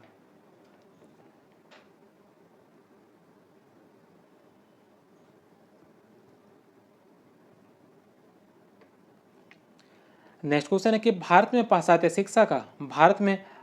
शिक्षा का वास्तविक रूप से प्रारंभ कब से माना जाता है? भारत में पाश्चात्य शिक्षा का वास्तविक रूप से प्रारंभ जो कब से माना जाता है? 1813 के चार्टर एक्ट से। नेक्स्ट क्वेश्चन है कि निम्नलिखित में से किसने सर्वप्रथम भगवत गीता का अंग्रेजी में अनुवाद किया था? निम्नलिखित में से किसने जो सबसे पहले भगवत गीता का अंग्रेजी में अनुवाद किया था? तो भगवत गीता का अंग्रेजी अनुवाद किया था चार्ल्स विलिंगसन ने। चार्ल्स विलिंगसन ने 1784 में भगवत गीता का अंग्रेजी अनुवाद किया। भारत आने वाले प्राच्यविदों में प्रमुख थे Charles Wilkinson 1770, Nathaniel Brassey Halhed 1772, Jonathan Duncan 1772 और विलियम जोन्स 1783। नेक्स्ट क्वेश्चन है कि निम्नलिखित में से कौन 1880 में पुणे में स्थापित न्यू इंग्लिश स्कूल का संस्थापक सदस्य नहीं था। 1880 में पुणे में स्थापित न्यू इंग्लिश स्कूल का संस्थापक सदस्य इनमें से कौन नहीं था। तो इसमें वी के चिपलूणकर थे, बाल गंगाधर तिलक थे और महादेव बलाल नामदोशी थे। एम जी रानाडे इसके अंदर सम्मिलित नहीं थे। नेक्स्ट क्वेश्चन है कि 1835 में एल्फिंस्टन इंस्टीट्यूट बम्बई में नियुक्त होने वाला भारत का पहला प्रोफेसर कौन था। 1835 में एल्फिंस्टन इंस्टीट्यूट बम्बई में नियुक्त होने वाला भारत का पहला प्रोफेसर कौन था। बाल शास्त्री जाम्बेकर। नेक्स्ट क्वेश्चन है कि हेनरी टी कोलब्रुक निम्न में से किस संस्थान में संस्कृत के प्रोफेसर थे। हेनरी टी कोलब्रुक जो निम्नलिखित में से कौन सी संस्था में संस्कृत के प्रोफेसर थे। तो यह थे फोर्ट विलियम कॉलेज के अंदर। नेक्स्ट क्वेश्चन है कि भारत के किस वैज्ञानिक ने 1919 में खगोल भौतिकी और खगोल विज्ञान के क्षेत्र में तापीय आयनीकरण का सिद्धांत प्रतिपादित किया था। भारत के कौन से वैज्ञानिक ने 1919 में खगोल भौतिकी और खगोल विज्ञान के क्षेत्र में तापीय आयनीकरण का सिद्धांत प्रस्तुत किया था। तापीय आयनीकरण का सिद्धांत प्रस्तुत करने वाले थे मेघनाद साहा। बे नंबर ऑप्शन। नेक्स्ट क्वेश्चन है कि Indian association for the cultivation of science, Indian association for the cultivation of science IACS की स्थापना किसके द्वारा की गई थी। तो इसकी स्थापना की गई थी महेंद्रलाल सरकार के द्वारा। महेंद्रलाल सरकार। ड नंबर ऑप्शन। कलकत्ता में स्थित IACS की स्थापना 29 जुलाई 1876 को महेंद्रलाल सरकार ने की थी। पौधों की ग्रोथ को मापने के लिए क्रेस्कोग्राफ की खोज जगदीश चंद्र बोस ने की थी। मेघनाथ शाह ने थर्मल आयोनाइजेशन ऑफ एलिमेंट्स पर काम किया था और डॉक्टर भाभा ने भारत में परमाणु ऊर्जा कार्यक्रम की शुरुआत की थी। नेक्स्ट क्वेश्चन है कि हाउस ऑफ कॉमन्स में निम्नलिखित में से किसने कहा था। हाउस ऑफ कॉमन्स में निम्नलिखित में से किसने कहा था कि हमारा भारतीय साम्राज्य घने अंधेरे से घिरा है। हमारा भारतीय साम्राज्य घने अंधेरे से घिरा है। यह हो सकता है कि यूरोपीय ज्ञान में शिक्षित होने से वे किसी भावी युग में यूरोपीय संस्थाओं की मांग कर सकते हैं। क्या कभी ऐसा दिन आएगा मुझे नहीं पता। जब भी यह दिन आएगा वह ब्रिटिश इतिहास में सर्वाधिक गौरवशाली दिन होगा। हाउस ऑफ कॉमन्स में किसने यह बात कही थी कि हमारा भारतीय साम्राज्य घने अंधेरे से घिरा है। यह हो सकता है कि यूरोपियन ज्ञान में शिक्षित होने से वे किसी भावी युग में यूरोपीय संस्थाओं की मांग कर सकते हैं। क्या कभी ऐसा दिन आएगा मुझे नहीं पता, पर जब भी अगर ऐसा दिन आएगा वह ब्रिटिश इतिहास में सर्वाधिक गौरवशाली दिन होगा। यह बात किसके द्वारा कही गई थी। यह की गई थी TB मैकाले के द्वारा। बे नंबर ऑप्शन। नेक्स्ट क्वेश्चन है कि साइंटिफिक सोसाइटी की स्थापना किसने की थी। साइंटिफिक सोसाइटी की स्थापना किसके द्वारा की गई। सर सैयद अहमद खान के द्वारा। नेक्स्ट क्वेश्चन है कि 1822 में Bombay native school and school book society, Bombay native school and school book society की स्थापना 1822 के अंदर किसके द्वारा की गई थी।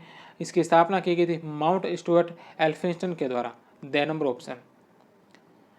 नेक्स्ट क्वेश्चन है कि अंधकार का वास्तविक उपाय है प्रकाश का आलोक। अंधकार का वास्तविक उपाय है प्रकाश का आलोक। हिंदुओं की त्रुटि इसलिए क्योंकि वे अशिक्षित हैं। ग्रेट ब्रिटेन को यदि भारत का पुनरुद्धार करना है तो ईसाई धर्म, अंग्रेजी भाषा और साहित्य को लागू करना चाहिए। यह बात किसकी है, किसका कथन है। चार्ल्स ग्रांट का। ए नंबर ऑप्शन।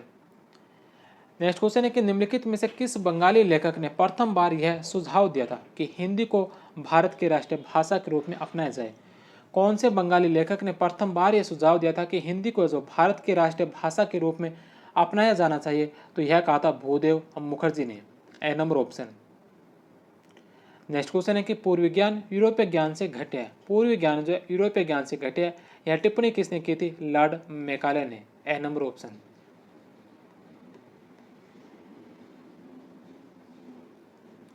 नेक्स्ट क्वेश्चन है कि भारत में अंग्रेजी शिक्षा की सहायता करने के लिए निम्नलिखित में से कौन सी संस्था प्रथम थी। अंग्रेजी शिक्षा में सहायता करने के लिए निम्नलिखित में से कौन सी संस्था जो प्रथम थी। तो यह थी हिंदू कॉलेज कलकत्ता। बे नंबर ऑप्शन। नेक्स्ट क्वेश्चन है कि वह स्कॉटिश घड़ीसाज जिसने कलकत्ता में वह स्कॉटिश घड़ीसाज जिसने कलकत्ता में हिंदू कॉलेज की स्थापना में सहयोग दिया और आधुनिक शिक्षा प्रणाली में धर्मनिरपेक्षता के सिद्धांत का पालन किया। वह स्कॉटिश घड़ीसाज जिसने कलकत्ता में हिंदू कॉलेज की स्थापना में सहयोग दिया और आधुनिक शिक्षा प्रणाली में धर्मनिरपेक्षता के सिद्धांत का पालन किया था। कौन थे वे? तो वह थे डेविड हेयर। ए नंबर ऑप्शन। डेविड हेयर ने बंगाली व अंग्रेजी शिक्षा को बढ़ावा दिया, जबकि कंपनी के द्वारा पूर्व में संचालित बनारस संस्कृत कॉलेज और कलकत्ता मदरसा में हिंदू धर्म एवं इस्लामी शिक्षा की प्रधानता थी। एच विल्सन 1823 में हिंदू कॉलेज के पहले अतिथि अध्यापक बने थे। नेक्स्ट क्वेश्चन है कि निम्नलिखित में से कौन 20 जनवरी 1817 को कलकत्ता में स्थापित हिंदू कॉलेज की स्थापना से संबंध नहीं है? निम्नलिखित में से कौन है जो 20 जनवरी 1817 को कलकत्ता में स्थापित हिंदू कॉलेज की स्थापना से संबंधित नहीं है? इसमें से कौन नहीं है? तो डेविड हेयर इसमें सम्मिलित है, राजाराम मोहन राय इसमें सम्मिलित है, एडवर्ड हाइड ईस्ट इसमें सम्मिलित है, जोनाथन डंकन इसके अंदर सम्मिलित नहीं थे। जोनाथन डंकन ने जो 1791 के अंदर बनारस में संस्कृत कॉलेज की स्थापना की थी, कलकत्ता के हिंदू कॉलेज से इनका कोई संबंध नहीं है। The number option. Jonathan Duncan ने 1791 में बनारस में संस्कृत कॉलेज की स्थापना की। डेविड हेयर ने कलकत्ता में 1842 में अपनी मृत्यु के पहले अनेक शिक्षण संस्थाओं की स्थापना में सहयोग दिया। सर एडवर्ड हाइट इस उस समय कलकत्ता सर्वोच्च न्यायालय के न्यायाधीश थे। इसके अलावा अलेक्जेंडर डफ भी हिंदू कॉलेज की स्थापना से जुड़े थे। डेविड हेयर के प्रयासों से ही 1817 में कलकत्ता स्कूल ऑफ सोसाइटी की स्थापना हुई थी। नेक्स्ट क्वेश्चन है कि 1835 में लोक शिक्षा सामान्य समिति में शिक्षा नीति पर हुए आंग्ल प्राच्य विवाद में कौन प्राच्यवादी गुट था? 1835 में लोक शिक्षा सामान्य समिति में शिक्षा नीति पर हुए आंग्ल प्राच्य विवाद में कौन जो प्राच्यवादी गुट का था? प्राच्यवादी गुट का इनमें से कौन था? तो यह था H.T. Prinsep. C number option. Next question है कि 1830 के दशक में आंग्लिकों और प्राच्यविदों के बीच हुई बहस में निम्नलिखित में से कौन सी विशेषता है? 1830 में आंग्लिकों और प्राच्यविदों की हुई बहस के अंदर निम्नलिखित में से कौन कौन सी विशेषता है? तो इसमें एक तो है आंग्लिक संस्कृत और अरबी ग्रंथों के मुद्रण पर खर्च होने वाली धनराशि में कमी करना चाहते थे। आंग्लिक जो संस्कृत और अरबी ग्रंथों के मुद्रण पर जो खर्च होने वाली धनराशि थी उसमें कमी करना चाहते थे। और एक दूसरी विशेषता इसकी यह थी कि प्राच्यविद अरबी और संस्कृत के विद्यार्थियों के लिए वर्तिका स्टाइपेंड चाहते थे। प्राच्यविद जो अरबी और संस्कृत के विद्यार्थियों के लिए वर्तिका या स्टाइपेंड चाहते थे और आंग्लविद जो संस्कृत और अरबी ग्रंथों के मुद्रण पर जो खर्च में वो होने वाले धनराशि में कमी चाहते थे। 1 और 3 C number option. Next question है कि भारतीय भाषाओं संस्कृत अरबी आदि को प्रोत्साहन दिया जाए। भारतीय भाषाओं संस्कृत अरबी आदि को प्रोत्साहन दिया जाए। पाश्चात्य ज्ञान का प्रचार भी संस्कृत अरबी और भारतीय भाषाओं के माध्यम से ही किया जाए। इस विचारधारा के समर्थक विद्वान को कहा जाता है। भारतीय भाषाओं संस्कृत अरबी आदि को प्रोत्साहन दिया जाए और पाश्चात्य ज्ञान का प्रचार भी संस्कृत अरबी और भारतीय भाषाओं के माध्यम से ही किया जाए। इस विचारधारा के समर्थक विद्वानों को क्या कहा जाता है? तो इनको कहा जाता है प्राच्यवादी। ए नंबर ऑप्शन। प्रमुख प्राच्यवादी ओरिएंटलिस्ट H.T. प्रिंसेप जो शिक्षा सचिव थे, H.H. विल्सन समिति के सचिव थे, मुनरो एल्फिंस्टन कोलब्रुक और विलियम मैकनागोटन इसके सदस्य थे। प्रमुख आंग्लविद के अंदर चार्ल्स ग्रांट थे, ट्रेवेनर थे और मैकाले थे। नेक्स्ट क्वेश्चन है कि अंग्रेज सरकार का कर्तव्य मूल निवासियों के बीच शिक्षा का प्रसार करना है। अंग्रेज सरकार का कर्तव्य मूल निवासियों के बीच शिक्षा का प्रसार करना है, भले ही इसके उनके इंग्लैंड वापस जाने का रास्ता प्रशस्त हो। किस ब्रिटिश राजनेता का कथन था? कौन से ब्रिटिश राजनेता ने कहा था कि अंग्रेज सरकार का कर्तव्य मूल निवासियों के बीच शिक्षा का प्रसार करना है, भले ही इसके लिए उन्हें इंग्लैंड वापस जाने का रास्ता प्रशस्त होता हो? यह बात कही थी माउंट स्टुअर्ट एल्फिंस्टन के द्वारा। B number option. Next question है कि निम्नलिखित में से किसने या किससे भारत में अंग्रेजी शिक्षा की नींव पड़ी? भारत में अंग्रेजी शिक्षा की नींव किससे पड़ी थी? 1813 का चार्टर एक्ट का इसमें योगदान है। General committee of public instruction 1823 का भी इसमें योगदान है और प्राच्यविद और आंग्लविद विवाद का भी इसमें कहीं ना कहीं योगदान है। तीनों ही ऑप्शन इसके सही होंगे। The number option. Next question है कि प्रांतों में लोक शिक्षा विभाग की स्थापना किस वर्ष हुई थी? प्रांतों में लोक शिक्षा विभाग की स्थापना कब हुई थी? 1855 के अंदर। अगला प्रश्न है कि इतनी बड़ी जनता जिसके पास न तो फालतू समय और न ही ऐसे अवसर हैं, इतनी बड़ी जनता जिनके पास न तो फालतू समय न ही ऐसे अवसर है कि वे एक विदेशी भाषा सीख सके, उसे अपनी मातृभाषा के माध्यम से शिक्षा देने के महत्व को कभी भी नहीं समझा गया और इस विभाग ने जो भी प्रयास किए वह बहुत ही मामूली और असफल रहे थे। यह कथन किसका है? किसने कहा था कि इतनी बड़ी जनता जिसके पास न तो फालतू समय और न ही ऐसे अवसर है कि एक विदेशी भाषा सीख सके, उसे अपनी मातृभाषा के माध्यम से शिक्षा देने के महत्व को कभी भी नहीं समझा गया और इस विभाग ने जो प्रयास किए वह बहुत ही मामूली में असफल रहे हैं। यह बात कही थी जॉन मॉर्समैन के द्वारा चार्ल्स वुड को दी गई सलाह।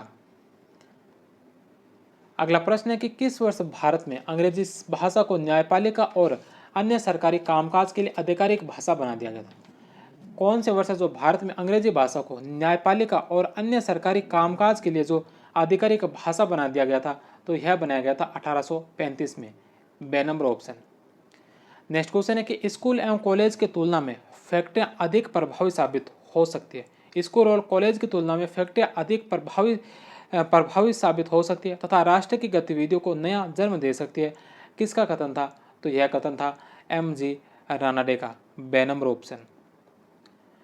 सावित्रीबाई फुले के द्वारा पुणे के भिंडेवाला में किस वर्ष बालिका स्कूल की स्थापना की गई? सावित्रीबाई फुले के द्वारा पुणे के भिंडेवाला में कौन से वर्ष जो बालिका स्कूल की स्थापना की गई थी? 1848 के अंदर।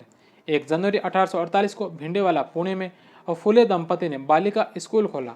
जुलाई 1851 में चिपलूणकर वाड़ा पुणे में इन्होंने दूसरा बालिका स्कूल खोला था।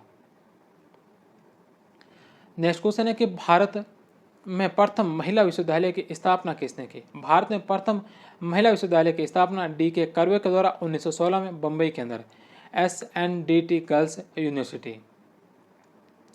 नेक्स्ट क्वेश्चन है कि एक अच्छे यूरोपीय पुस्तकालय की एक अलमारी का एक हिस्सा भारत और अरब के संपूर्ण साहित्य के बराबर मूल्यवान है। एक अच्छे यूरोपीय पुस्तकालय की एक अलमारी का एक हिस्सा भारत और अरब के संपूर्ण साहित्य के बराबर मूल्यवान है। यह कथन किसका है? यह कथन है मैकाले का। मैकाले गवर्नर जनरल की काउंसिल में विधि सदस्य के रूप में 1834 में भारत आया। उसने भारतीय संस्कृति को अंधविश्वासों का भंडार बताया। उसने भारतीय चिकित्सा सिद्धांतों के संबंध में कहा कि चिकित्सा के ऐसे सिद्धांत हैं कि किसी अंग्रेज घोड़ा डॉक्टर को भी शर्म आ जाए। खगोल शास्त्र इस तरह का है कि अंग्रेजी बोर्डिंग स्कूल की लड़कियां हंसी के मारे लोटपोट हो जाए। नेक्स्ट क्वेश्चन है कि निम्नलिखित कथनों में से कौन से कथन है जो सही है? निम्नलिखित कथनों में से कौन कौन से कथन सत्य हैं? सबसे पहला कि 1818 में कलकत्ता स्कूल सोसाइटी की स्थापना की गई थी। 1818 में कलकत्ता स्कूल सोसाइटी की स्थापना की गई थी। डेविड हेयर इसके यूरोपीय सचिव थे। राजा राम मोहन राय इसके भारतीय सचिव थे। इस सोसाइटी के उद्देश्य नई शिक्षण संस्थाओं को स्थापना और पूर्व में स्थापित शिक्षण संस्थाओं को सहायता उपलब्ध करवाना था। तो इसके चारों ही ऑप्शन इसके सही होंगे। The number option.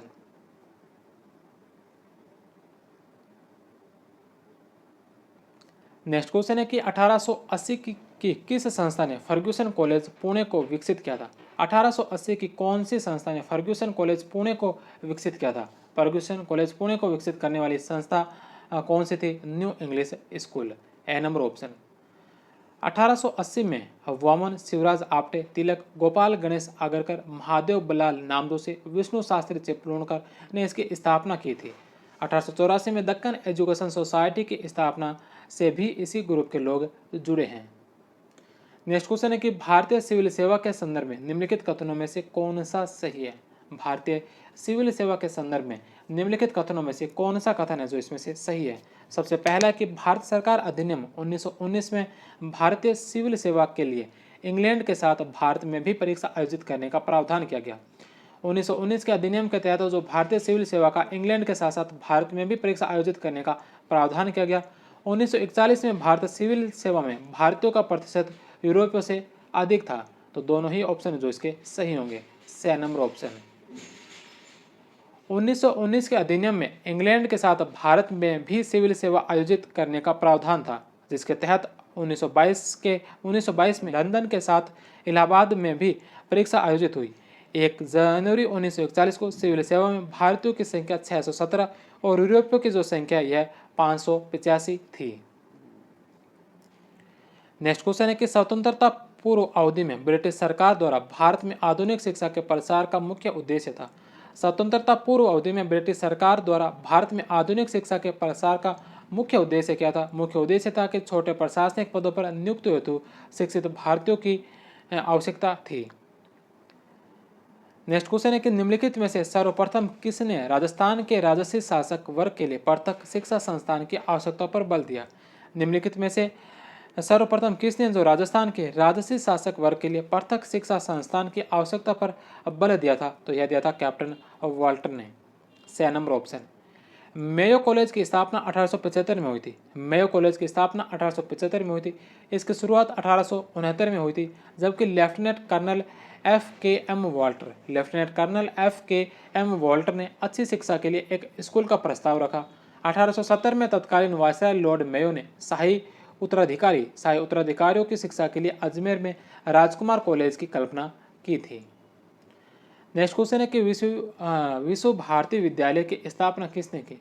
विश्व भारती विश्वविद्यालय की स्थापना किसके द्वारा की गई थी? तो इसकी स्थापना जो की गई थी यह की गई थी रविंद्रनाथ टैगोर के द्वारा। 2 नंबर ऑप्शन। रविंद्रनाथ टैगोर ने 1901 में पश्चिमी बंगाल में वीरभूमि जिले में शांति निकेतन में इसकी स्थापना की। 1921 में यहाँ विश्व भारती विश्वविद्यालय विकसित हुआ था।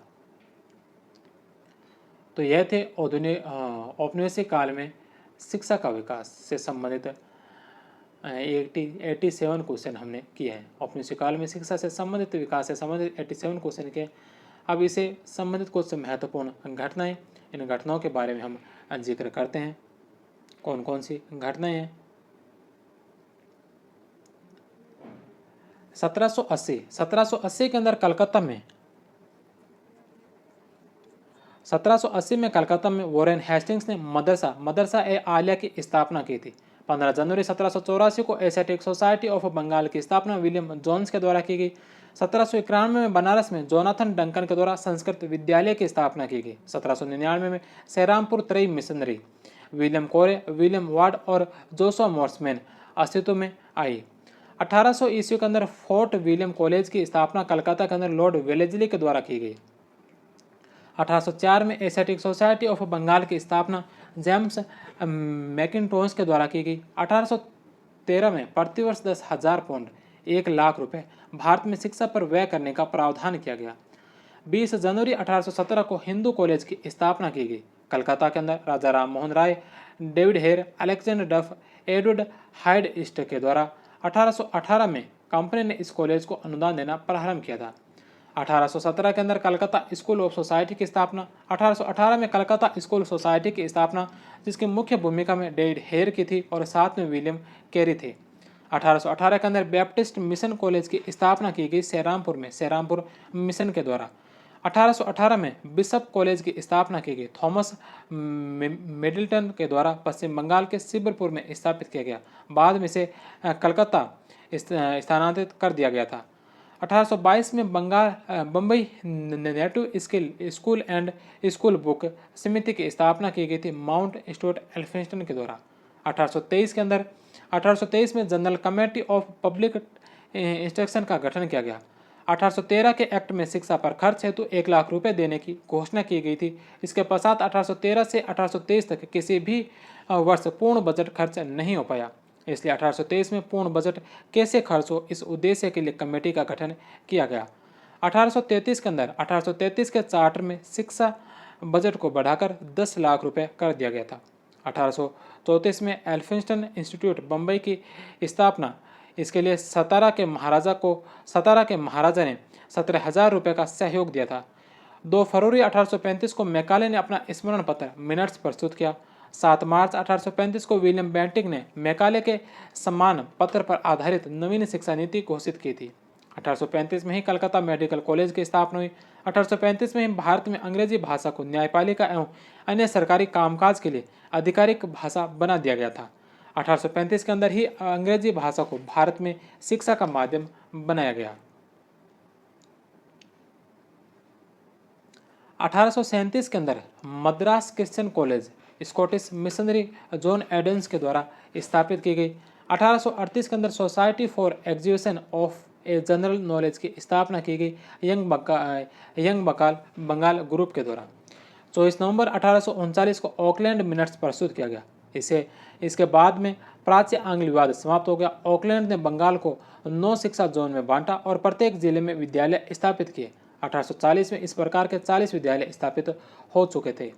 1843 के अंदर ग्राम शिक्षा योजना जेम्स थॉमसन प्लान आया। 1844 में हिंदू कॉलेज कलकत्ता में इंजीनियरिंग की शिक्षा देना प्रारंभ किया गया।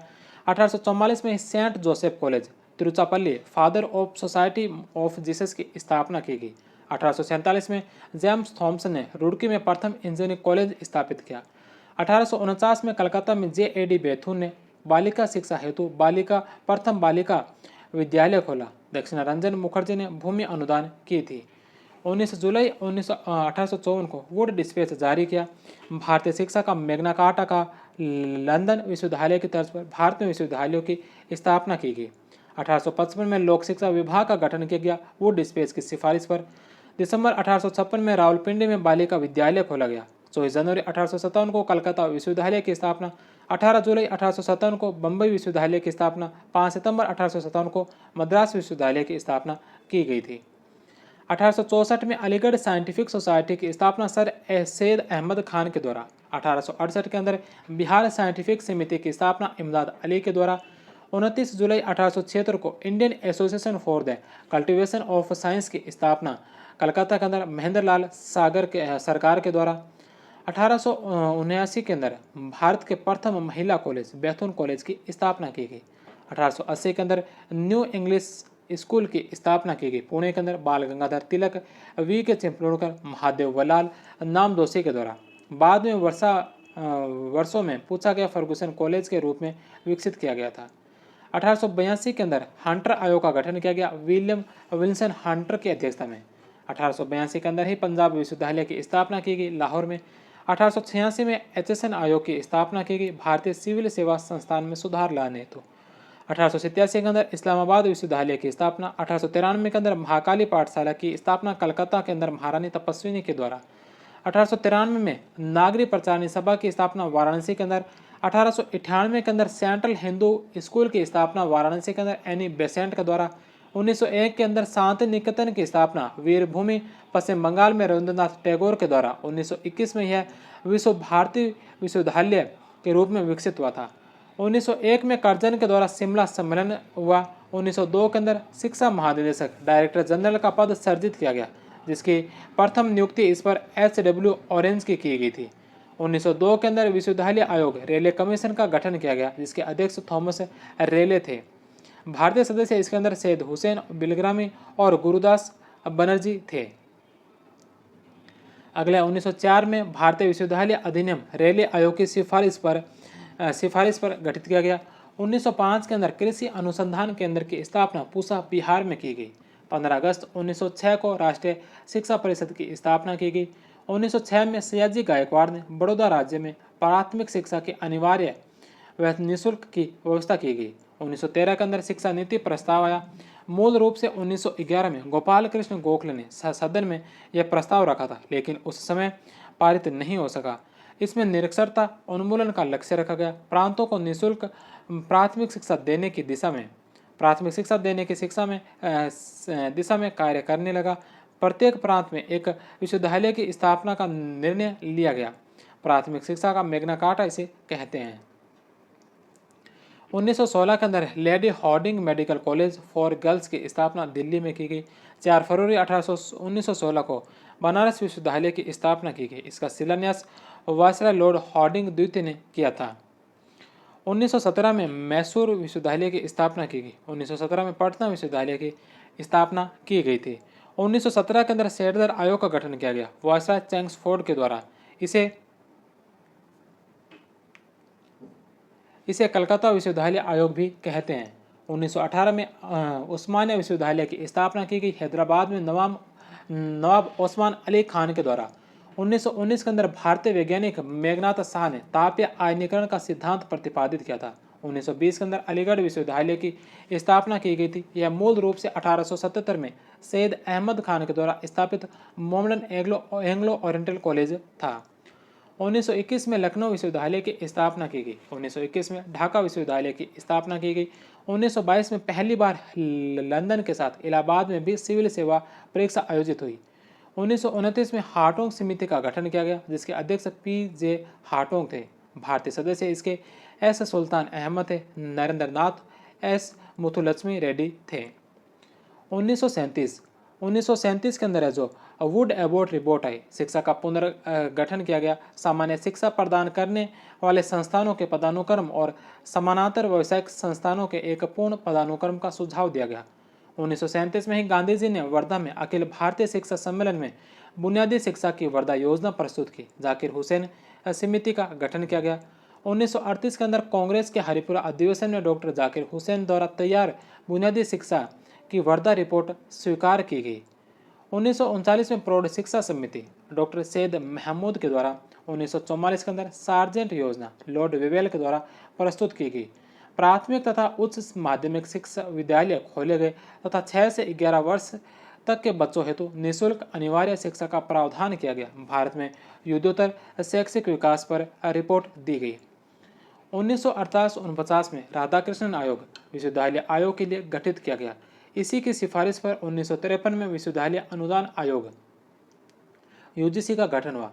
अधिनियम बनाकर आधिकारिक रूप से यूजीसी को विधिक दर्जा 1956 में दिया गया था। 1952-53 में लक्ष्मण स्वामी मुदालियर की अध्यक्षता में माध्यमिक शिक्षा आयोग का गठन किया गया। 1964 से 66 में कोठारी आयोग का गठन किया गया। 1968 में स्वतंत्र भारत की प्रथम राष्ट्रीय शिक्षा नीति आई थी। 1986 के अंदर राष्ट्रीय शिक्षा नीति, जुलाई 2020 के अंदर नई शिक्षा नीति आई थी। तो यह था पूरा शैक्षिक कार्यक्रम औपनिवेशिक काल से लेकर के और आधुनिक काल तक सभी शिक्षा नीतियों के बारे में, सभी आयोगों के बारे में, सभी संगठनों के बारे में हमने पूरा डिटेल से इसके अंदर पढ़ा है। इसी के साथ ही आज की क्लास समाप्त होती है। कल की क्लास में हम औपनिवेशिक काल में समाचार पत्रों का विकास और प्रमुख जो कुछ पुस्तकें हैं उन पुस्तकों के बारे में पढ़ेंगे। समाचार पत्रों का विकास और प्रमुख पुस्तकों के बारे में 21वां चैप्टर पढ़ेंगे। तब तक आप सभी का बहुत बहुत धन्यवाद। जय हिंद, वंदे मातरम।